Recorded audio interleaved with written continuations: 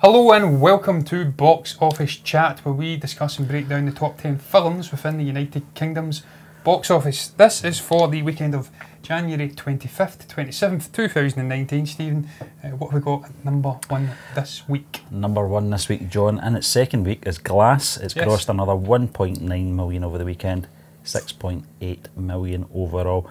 I said last week I was going to go and see this movie, but I've not been well, so I've been kind of stuck in the house watching Netflix, which has been a bit of a bonus because I was able to see Velvet Buzzsaw and Polar, so it's worth it. I've seen Polar as well, Stephen. I actually enjoyed it. It was very, very good, wacky, but we're not talking about that, we're talking about Glass.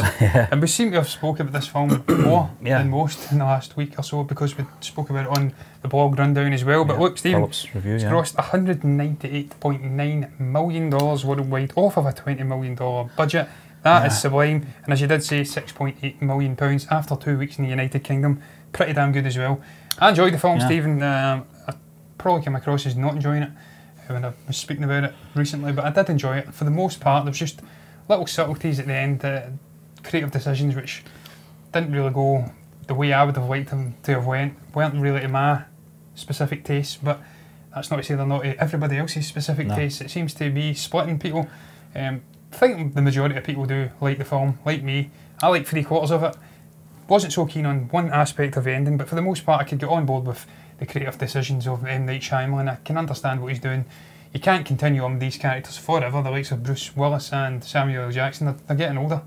There's a limit to what you can do. And also a guy going about with a wheelchair, cerebral villain, if I can get it out, though he is, there's a limit to what you can do with that character. You know what I mean, Stephen? That's it, but look, £6.8 million, it's fantastic. It was another hit for M. Night Shyamalan for me. Number two this week, John, it's Mary Queen of Scots. In its second week, it's grossed 1.5 million over the weekend, 5.3 million overall. You have been to see this, haven't you? I went to see it the other day, Stephen. Thoroughly enjoyed it, I have to say.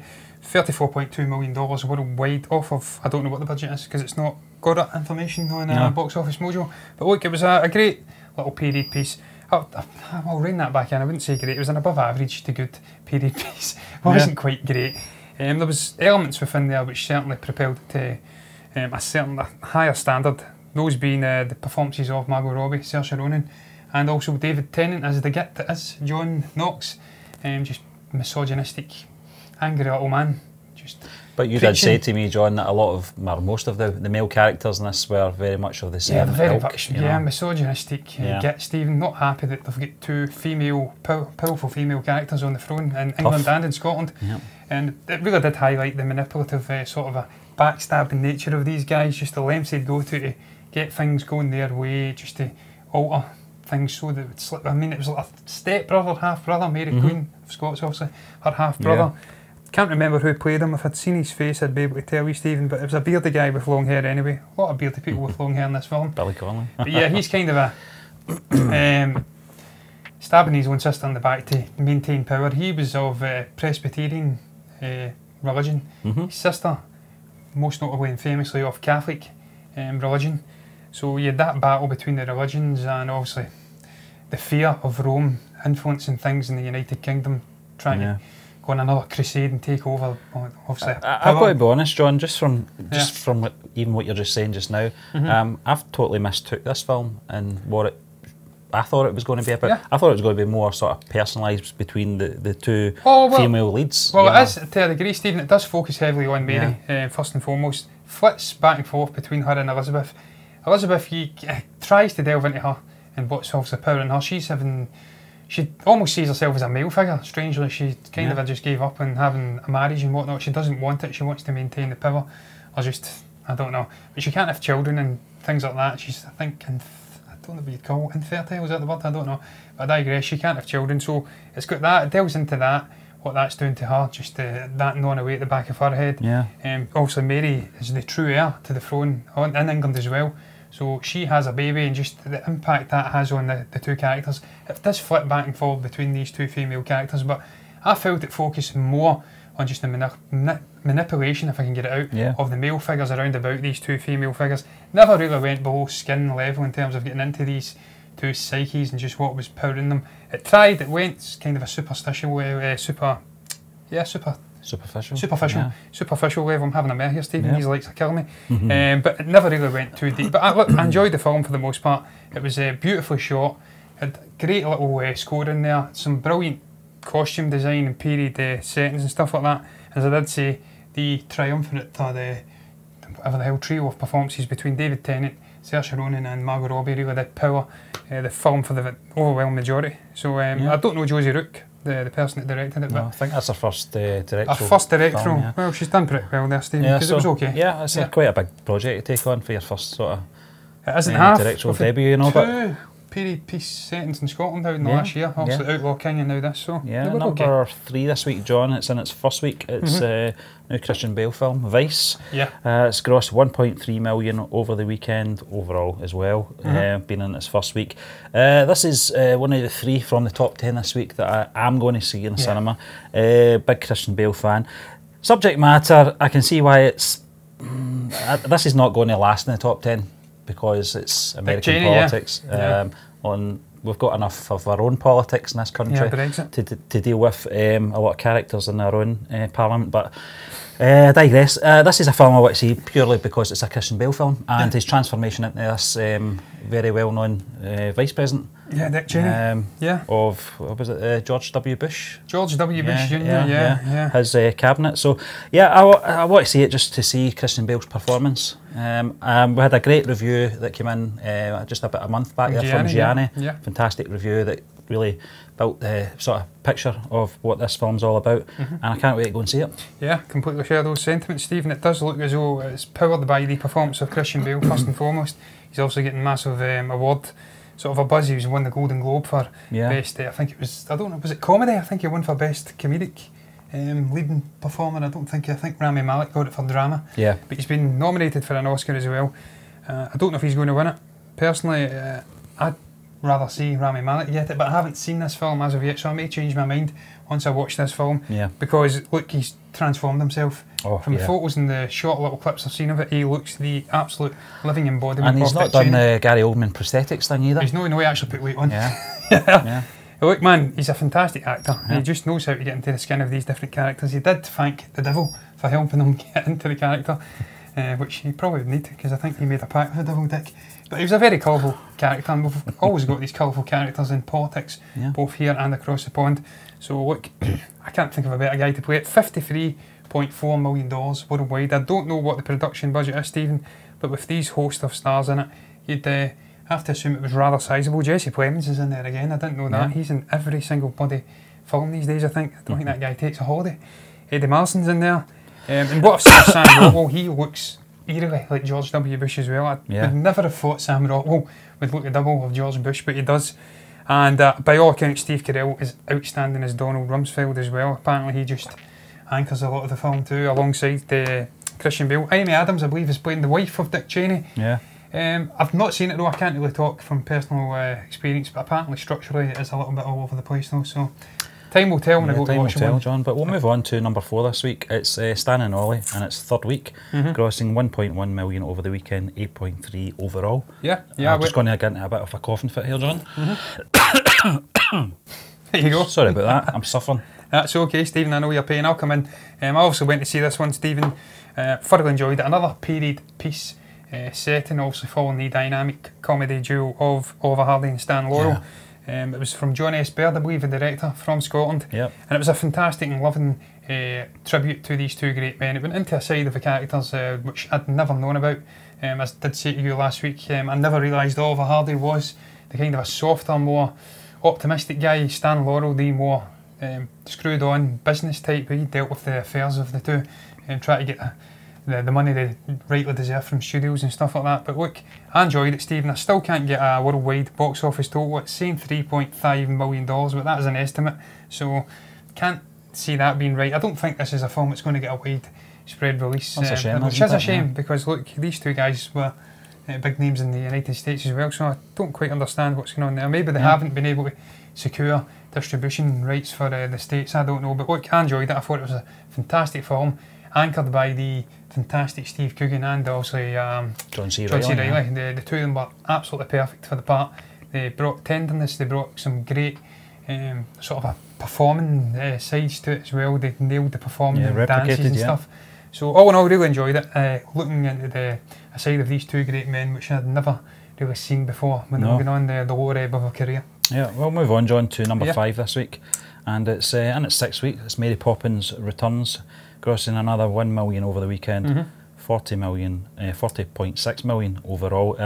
I'll tell you something, John, this film's held its own. I thought this was going to be hanging about the top 10 over the Christmas period and then dropping off, you know, but it's not doing very well. And I think that's down to word of mouth, Stephen, and obviously people getting in and watching it and enjoying it, and as you do know, they like a good musical over here in the United Kingdom. This has been proven time and again with the likes of Great Showman, Bohemian Rhapsody, La La Land, and there's a couple others in there I can't recall at the moment. But look, $328.7 million worldwide, $130 million budget. Disney have been vindicated for keeping this film in the December release slot, Stephen, because as you did say, we're now into the later stages of January, and this film is still going strong. It's in the top 6, or top 5 I should say, of the United Kingdom's box office. It's performed splendidly, £40.6 million after 6 weeks is outstanding. It's well within, I'd assume it's within the top 10. I've not actually checked that in a long time, but that border was about £40 million. Well, we're halfway through the top 10, John, here, and I'm doing my best not to inhale. Every time I inhale, I can just feel this tickle coming on. And I don't want to go there, but I need to breathe, I'm afraid. But we'll move on to number 6 this week. It's The Favourite, in its 4th week. Grossed £900,000 over the weekend, overall 12.6 million. Another film I felt that it's not overstayed its welcome, don't want to say that, but I didn't think it would have the legs to last 4 weeks in the top 10, certainly not at number 6 anyway. No, and $56.5 million worldwide as well, Stephen. I haven't got the budget information, so I don't know if it's made a profit or not. Can't assume it's been that big a budget though, although I have to say the period setting and just the utilisation of certain locations and the buildings and the costume design in particular were on point, so I can't imagine that would have been that cheap. I can't imagine getting the likes of Emma Stone in there, Rachel Weisz would have been cheap either. Obviously Olivia Colman really came to prominence after this film. She says she's struggling to handle just the newfound fame. I don't want to say fame, she's always been famous to a degree, but... Who's this? Olivia Colman. Surely not. Yeah, she says that, she says... How modest can you get, eh? Yeah, she's saying she's struggling, Stephen, apparently. I read an article, she's struggling to get over just the changes, the worldwide fame, because certainly, you know, over here in the UK, she's well known, well respected as well as an actress, you know. But she was outstanding as Queen Anne, really good, Stephen, and she's further deserving of that nomination for Best Actress. Whether she wins, I don't think so. I think Glenn Close will win that one. But look, some brilliant performances: Rachel Weisz, Emma Stone, Olivia Colman, and obviously Nicholas Hoult as well. The Favourite gives it away. It's just a war between these two underlings trying to win the affection and become the favourite of a very needy and kind of a pitying character that is Queen Anne, but at the same time quite a dislikable character at points as well, because she is very needy. But look, not that much more to add. Fair enough. But coming in at number 7 this week, John, I'm not going to try and pronounce this first part here because I think it's... Dragon Ball Super. Not what it says here, doesn't it? I think it's Korean. It's Dragon Ball Super. Broly, I think it's the first week. This is obviously from the Dragon Ball franchise. It's 900,000 over the weekend, overall grossing 900,000 as well. Dragon Ball, funnily enough, I was 14 when I first was introduced to Dragon Ball on holiday. It was kind of the sort of cartoons before the feature film in the cinema where we were staying in a complex in Spain, and I was it was the first time I ever seen that kind of animation, and I was quite, you know, looking out every night. We went to the cinema, and I actually went to see that more than the films, you know, just at that age, I think, as well. I thoroughly enjoyed it.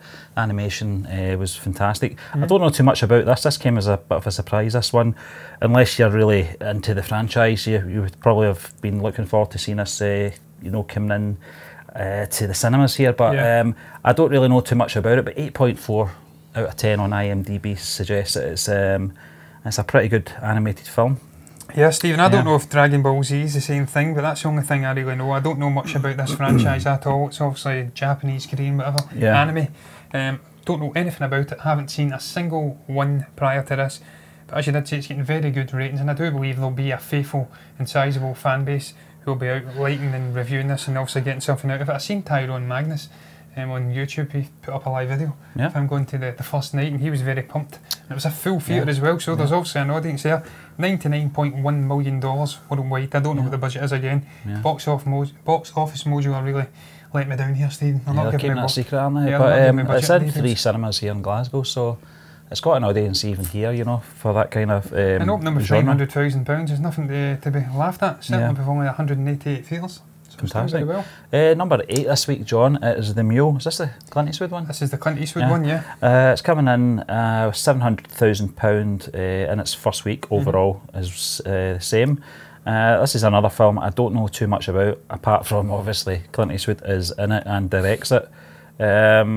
Just looking at the synopsis here, a 90-year-old horticulturist and Korean war veteran. He always plays a war veteran, doesn't he? Yeah, because he plays it so well. In his latter days, is caught transporting $3 million worth of cocaine through Illinois for a Mexican drug cartel. That actually does sound interesting, doesn't it? It's funny because Gran Torino was supposed to be Swan Song, and that was nearly a decade ago. Or if it wasn't a decade ago, it might have been actually. I think it was around about 2009, but that was supposed to be his last acting film, but he has done a few. He's done a few since then. Who'd have thought 10 years on he'd still be doing it? I would never have thought that. I thought he'd have maybe went into directing mainly, but look. Yeah. $125.7 million worldwide, $50 million production budget, well on its way to making a healthy profit. Stephen, it's come in here, not come in that high, number 8, but look, I'm sure there's Clint Eastwood fans out there who will go and give us a watch. It should hopefully remain in this box office a little bit longer than the 2 films that are coming after it. One would hope anyway, for the sanity of me and every other like-minded film enthusiast, would hope that Clint Eastwood maintains in this box office top 10 beyond these 2 films, which we're going to get into, because I'm not going to smoke it. I want to go and watch it. I don't think it will though, John. I think I had it in my top 10 most anticipated films of this year, so if I don't go and watch it, there's something seriously wrong. I didn't. I didn't, as I said, I don't know too much about the film. But listen, I don't think it's going to have the legs. I think coming in at number 8, 700,000 over its first week, can't really see it. It might not, no. It's just because I'm a big Clint Eastwood fan. It might hang in there for a couple of weeks, but no, I'd love to see it, you know, succeed. But I just don't think it will. I don't think it's something that appeals to our audience here. You know, certainly something that would appeal to us. Just, you know, just being film enthusiasts. But I think your casual goer is not going to really pick that. Yeah, they're going to get a choice out of it. Yeah. Exactly. Which is A Dog's Way Home, Steve. Yeah. I don't know what it's grossed, you tell me. Yeah, it's in its first week, John, it's grossed 700,000, same as The Mule, and 700,000 overall. This is a film that confused us a little bit when we were trying to look for a trailer reaction for A Dog's Journey. Yeah, and we kept coming up with this one. Nothing to do with it at all. It's very confusing because it's almost the same font they've used in the logo. In fact, it looks the exact same, Stephen. Yeah. Just the setup and everything. Yeah. I don't know what they're doing there. Somebody wants to sue them for The Dog's Journey. Or maybe A Dog's Journey has copied A Dog's Way Home, I don't know. But look, this film's been panned by the critics. Apparently it's an absolute abomination. Someone says it may have been the worst movie trailer ever released as well, one of the trailers that came out for it. Sounds like a bit of a rip-off. While we're talking about rip-offs, Homeward Bound, The Incredible Journey, yeah? Yeah, I recall Homeward Bound when I was a young guy, one of my favourites when I was a young chap. I don't know when it was out. I don't know how young I was, but I recall being fairly young. The original was out in the 1960s, but then I think it was round about the late 80s, the one with Michael J. Fox. That's the one I watched, yeah, Stephen. $50.9 million worldwide, incidentally. $18 million production budget, so... Ashley Judd, I see she's in it. Yeah, seems to be making a profit. I've seen her in ages. I've not seen her in ages either. I don't even... Actually, we've seen her there recently. She was on something... It was the... Al Pacino, Robert De Niro film. Heat, yeah. Yeah, Heat. That was on, yeah. Look, this is the type of film I'd watch if it came on the TV. I'm not going to go and watch it in the cinema. I'll go and watch A Dog's Journey if it finally gets a release date announced in the United Kingdom. I think we're the only country that hasn't got a release date as of yet. Yeah. Purely because I've seen A Dog's Purpose and it's interconnected. So I may go and watch that. This, less so. Yeah. And the cast isn't really... bringing me in either, Stephen. Where's Studios in there though? I'll just reiterate what you said, Jordan. If this comes on Sky Movies or something and it just happens to be on and I can't be bothered changing the channel, it can remain on the TV. Doesn't mean I will watch it. But it's just one of those ones that there's so many dog films out there. They're either done well or they're done terribly. I don't know. I've never seen this movie. You recall that one with the pug in the front cover from last year? Yeah, we talked about that in our audio show. I can't remember what it's called. That was god awful. And then there was another Patrick, one. Was it called? Patrick, Is that what it's called? Yeah. And then there was another one with a Doberman, speaking dogs. Yeah. Yeah, we'll move on anyway, Yeah, swiftly to our final film this week in the box office. It's at number 10. It is in its first week grossing £500,000, and it is BTS World Tour, Love Yourself in Seoul. I know you've got tickets to go and see them, John, soon. I can't even say that with a straight face. I don't know who they are. I don't know who they are either, Stephen. I seem to recall they were on Jimmy Fallon or something. They've got a massive following, also younger females being the main demographic. They had a film in the top 10 maybe about 4 or 5 months ago or something, 3-4 months ago. Did we talk about them? Was that the same band, or was this another band? It was the same band, I'm pretty sure it was. I sound old. I sound very old. I'm getting confused very easily. Yeah. Love Yourself in Seoul, or Seoul, I don't know how you say that. Seoul. Seoul, there you go. Seoul. You learn something new every day, Stephen. Look, I wouldn't even watch this if it was on the TV. There you go. £500,000 it's grossed after this first week. I don't know what its worldwide box office performance is. I presume the fans haven't got that much buying power to get above maybe 4 or 5 million, but it's sitting at $2.8 million. One power they do have is voting rights on IMDb. It's coming in at 8.3 out of 10. Doesn't mean it's a good film. It's like, Stephen, it's like an North Korean propaganda film where you go into maybe Rotten Tomatoes and it's 100% because it's only people in North Korea. Surely that doesn't happen. Yeah. Kim Jong-un, or whatever the hell his name is, has got very big sway and also the movie business, you know. He's like a new Joseph Goebbels, but we'll not go there. Stephen, we'll not go there. I'm done. In this week's episode of Box Office Chat, I've not got much more to add. No, we'll end on a sour note here. We're ending on a very sour note indeed. Yeah. If you're enjoying the content we're putting out, if you like this video, like, comment, share, subscribe to the channel, and we'll be back tomorrow with Movie Burner News.